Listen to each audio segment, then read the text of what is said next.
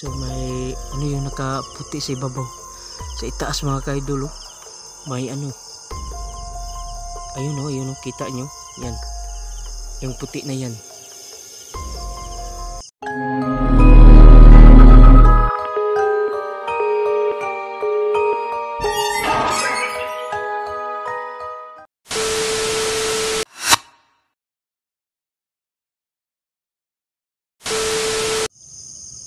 Yo, what's up mga kaidol?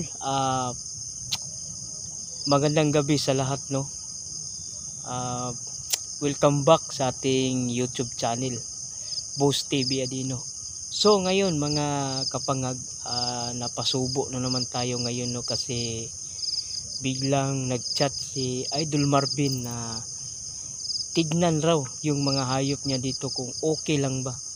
Kasi si Idol Marvin hindi pa siya makauwi dito sa kanyang binabantayan mga kaidol. And then mga kaidol,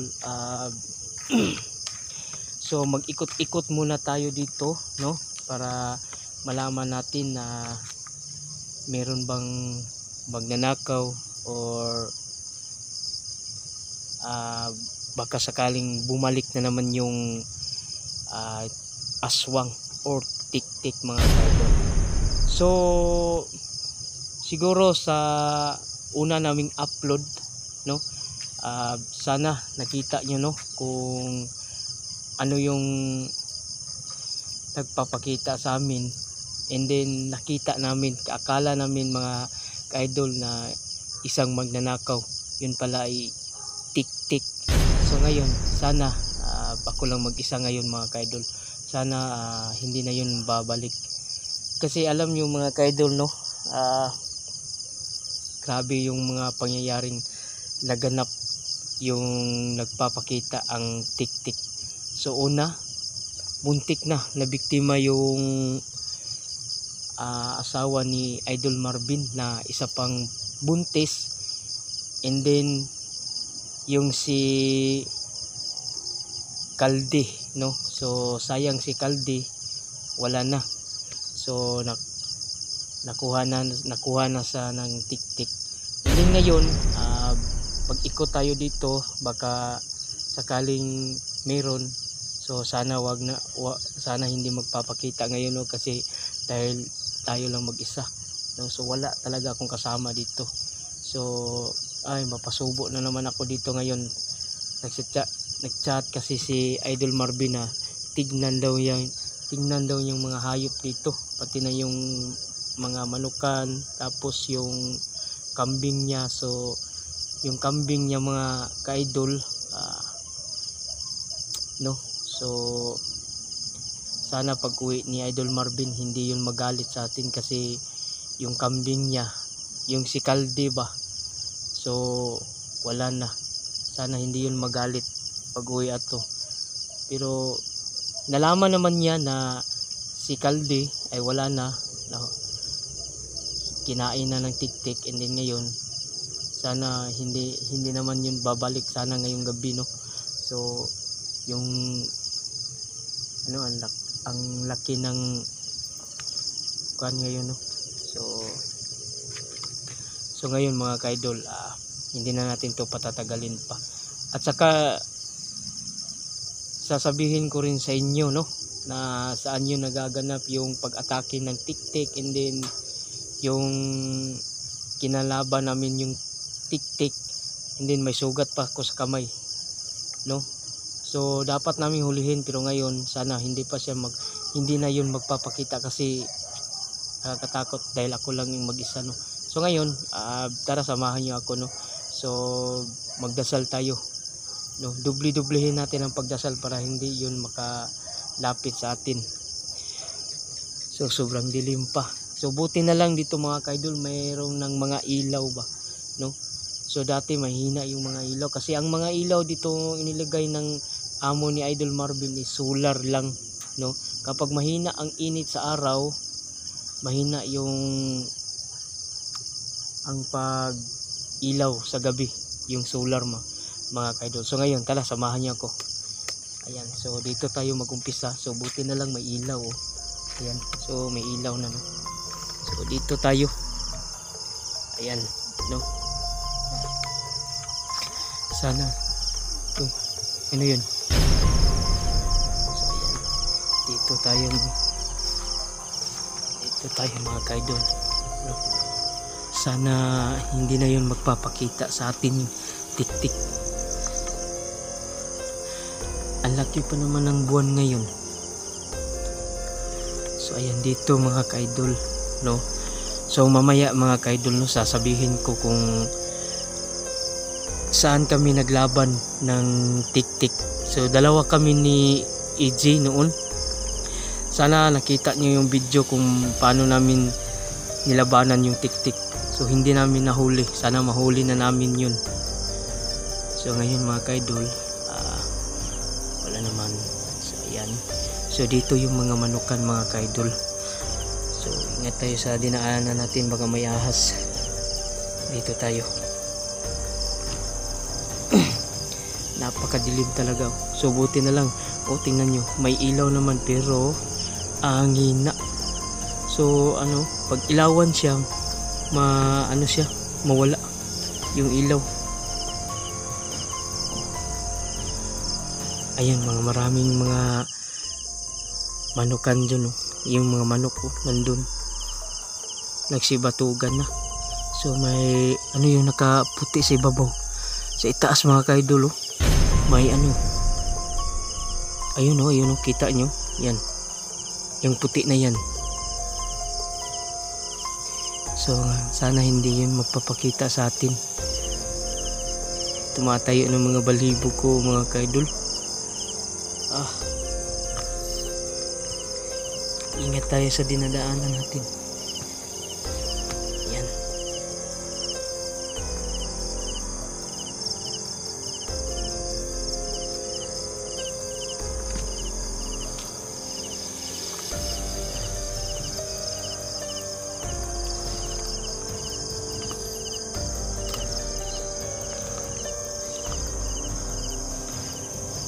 Sana walang tao ngayon. Wala yun. Sana hindi na yun babalik yung tik-tik mga kaidol. Kasi sobrang nakakatakot. Ako pa naman ngayon nag-isa. So kung hindi lang sana nag-chat si Idol Marvin, hindi ako pupunta dito ng mag-isa. Nakakatakot talaga.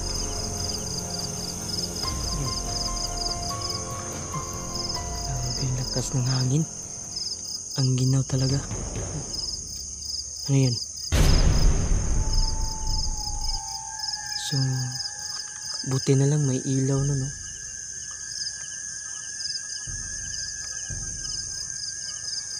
Wala talaga. So good news to, no.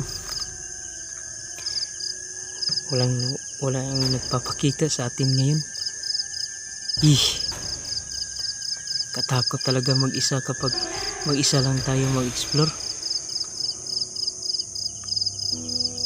Sana hindi tayo mapagalitan ni Idol Marvin sa pag-uwi niya, kasi si Caldi wala na talaga, idol, mga ka-idol.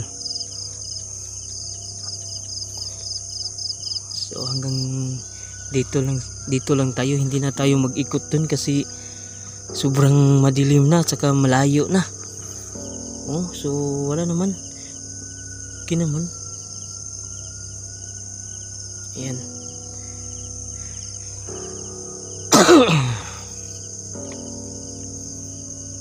Ayan. So wala talaga. Sige, tara. So ngayon mga ka-idol, may sasabihin ako sa inyo, no. So ngayon mga ka-idol, gusto kong malaman nyo kung saan kami yung naganap na nakipaglaban kami ng tik-tik. So dito yun mga ka-idol, oh. Dito yun.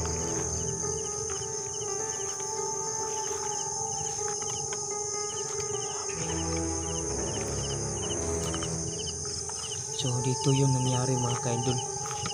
Dito. So yung tik-tik, yung una dun galing kasi nandun ang buntis, no? Nandun ang buntis. Ano yun? Yung aso mga kaidol, tumatahol na naman. So dito yun na nanggaling yung tiktik mga kaidol, at dito rin kami naglaban.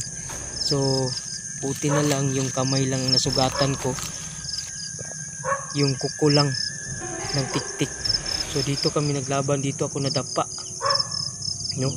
And then si Idol EG dito, kasi doon galing yung tiktik, nagtago dyan nagtago, yan nagtago yung tiktik. Tapos pinaghahabol kami, and dito kami naka-stay, dito kami nakatayo, and then humahabol yung tiktik sa amin. So ayan, nakipaglaban kami mga kaidol.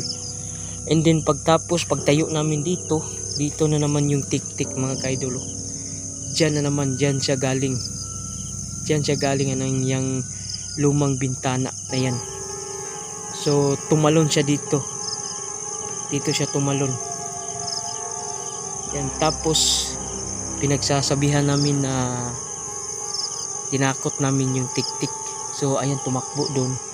So pagtakbo niya, akala namin hindi na yun babalik. So dito na naman nag-uumpisa ang lahat mga kaidol, na yung kambing na naman yung inaatake niya. So kawawa si Kaldi, no? So dito yun mga kaidol, no? Dito yun, dito, ayan, dito yun, kasi nandito yung mga kambing mga kaidol.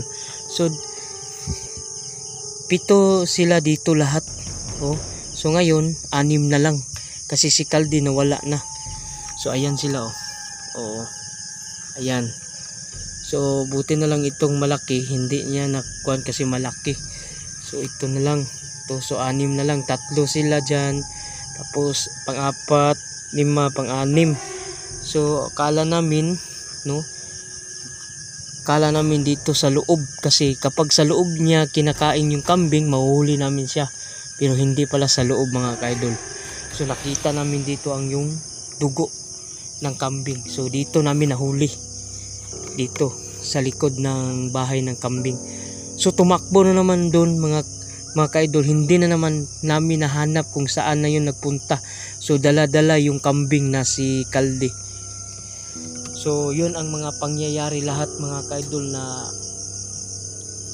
kawawa talaga si Kaldi na wala, no, kinain ng tiktik. Sana hindi na masundan yun. Dati ang kinakain ng tiktik is yung mga manok. So siguro nagsawa na sa manok, kambing na naman kasi malaki.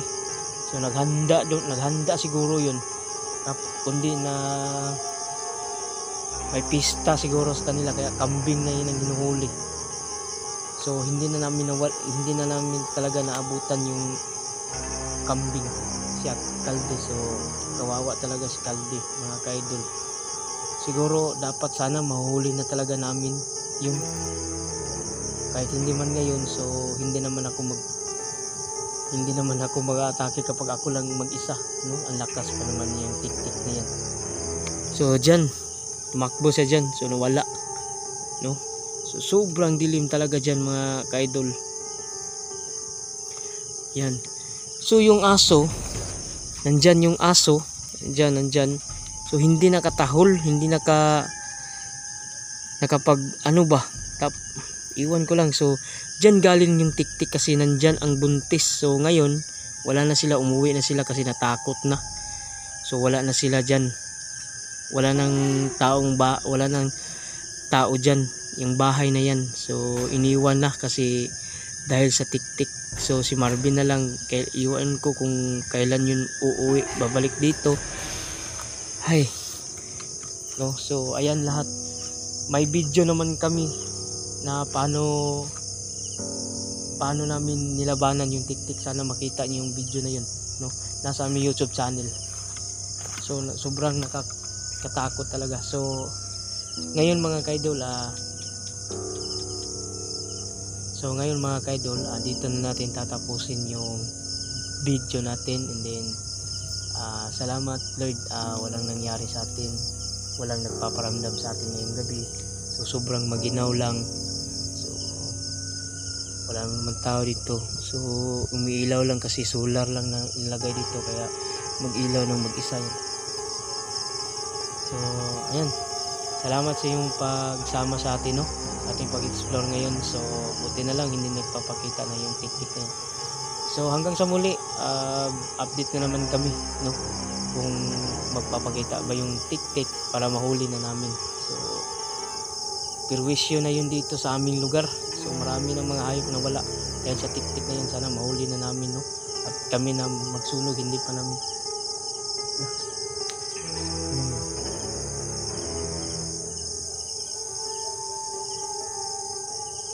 Sana nakita nyo yun, guys, mga kaidol. Wala naman tao. Parang merong taong kanina dito, oh.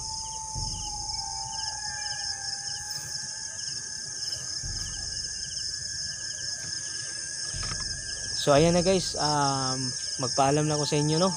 Hanggang sa muli. Thank you.